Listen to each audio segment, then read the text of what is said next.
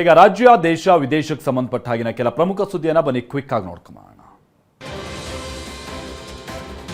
Railway ಪ್ರಯಾಣಿಕರಿಗೆ ಕೇಂದ್ರ ಸರ್ಕಾರ ಶಾಕ್ ಕೊಟ್ಟಿದೆ. ಡಿಸೆಂಬರ್ 26ನೇ ತಾರೀಕಿನಿಂದ ರೈಲ್ವೆ ಟಿಕೆಟ್ ದರ ಏರಿಕೆ ಮಾಡಿ ಆದೇಶಿಸಿದೆ. ಪ್ರತಿ ಕಿಲೋಮೀಟರ್ಗೆ 2 ಪೈಸಾ ಹೆಚ್ಚಳ ಮಾಡಿದೆ. ಎಕ್ಸ್ಪ್ರೆಸ್, ಎಸಿ ಮತ್ತು ನಾನ್ ಎಸಿ ರೈಲುಗಳಿಗೆ ಇದು ಅನ್ವಯ ಆಗುತ್ತೆ. ಕಳೆದ ಜುಲೈನಲ್ಲೂ ಕೂಡ ರೈಲು ಪ್ರಯಾಣದ ದರ ಏರಿಕೆ ಮಾಡಲಾಗಿತ್ತು. ಇದೀಗ ಮತ್ತೆ ಟಿಕೆಟ್ ದರವನ್ನು ಏರಿಸಿ ರೈಲ್ವೆ ಇಲಾಖೆ ಆದೇಶಿಸಿದೆ.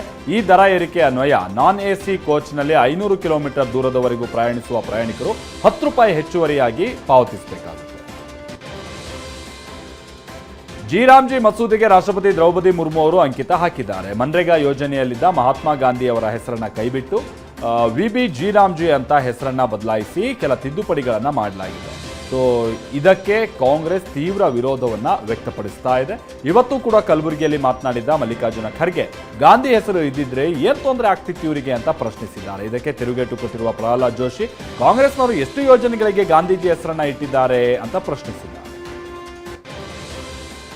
ಮಹಾರಾಷ್ಟ್ರ ಸ್ಥಳೀಯ ಸಂಸ್ಥೆ ಚುನಾವಣೆಯಲ್ಲಿ ಆಡಳಿತಾರೂಢ ಮಹಾಯುತಿ ಮೈತ್ರಿಕೂಟ ಜಯಭೇರಿಯನ್ನ ಸಾಧಿಸಿದೆ. 288 ಪಂಚಾಯಿತಿಗಳ ಪೈಕಿ ಬಿಜೆಪಿ 129 ಸ್ಥಾನಗಳಲ್ಲಿ ಗೆದ್ದು ಅತಿದೊಡ್ಡ ಪಕ್ಷವಾಗಿ ಹೊರಹೊಮ್ಮಿದೆ. ಕಾಂಗ್ರೆಸ್ ಹಾಗೆ ಉದ್ಧವ್ ಬಣದ ಶಿವಸೇನೆ ಸೋಲು ಕಂಡಿದ್ದು ಎಂದಿನಂತೆ ಚುನಾವಣಾ ಆಯೋಗದ ಮೇಲೆ ಆರೋಪಗಳ ಸುರಿಮಳೆ ಸುರಿಸ್ತಾ ಇದೆ. ನನ್ನ ಮಕ್ಕಳು ನನಗೆ ಹೊಡಿತಾರೆ ಅಂತ ತಂದೆಯವರು ಮಚ್ಚು ಹಿಡಿದು ಪೊಲೀಸ್ ಠಾಣೆಗೆ ಬಂದಿರೋ ಘಟನೆ ಹಾಸನದ ಹೊಳೆನರಸೀಪುರದಲ್ಲಿ ನಡೆದಿದೆ. 2 ವರ್ಷದ ಹಿಂದೆ ರಾಜಣ್ಣ ಎಂಬಾತನ ಮೊದಲ ಪತ್ನಿ ಮೃತಪಟ್ಟಿದ್ರು. 68 ವರ್ಷದ ರಾಜಣ್ಣ 58 ವರ್ಷದ ಗೀತಾ ಅನ್ನೋರನ್ನ ಮದುವೆ ಆಗಿದ್ರು. ಆದರೆ ಈ ಮದುವೆಗೆ ಮಕ್ಕಳು ವಿರೋಧವನ್ನ ವ್ಯಕ್ತಪಡಿಸ್ತಾ ಇದ್ದಾರೆ. ಆಸ್ತಿಗಾಗಿ ಜೀವ ಬೆದರಿಕೆಯನ್ನು ಹಾಕ್ತಿದ್ದಾರೆ ಅಂತ ಆರೋಪಿಸಿರುವ ತಂದೆ ಠಾಣೆ ಮೆಟ್ಟಿಲೇರಿದ್ದಾರೆ. ರಕ್ಷಣೆ ನೀಡುವಂತೆ ರಾಜಣ್ಣ ಗೀತಾ ದಂಪತಿ ಮನವಿ ಮಾಡಿದ್ದಾರೆ.